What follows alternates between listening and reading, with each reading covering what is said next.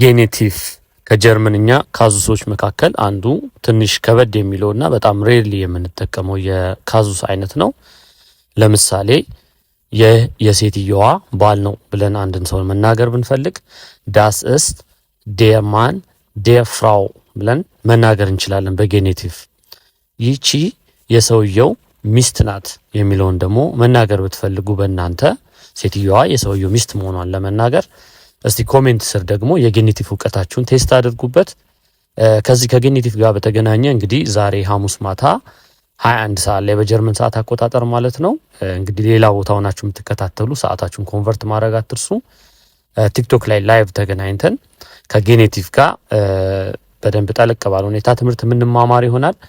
ሐሳቡ ጌኔቲቭን ከጨረስን በኋላ አድጀክቲቭ ዴክሊናሲዮን ጌኔቲቭ የሚለውን ለመማር ስለሆነ ዛሬ ግን ሙሉ ለሙሉ ጌኔቲቭን የምንማር ይሆናል።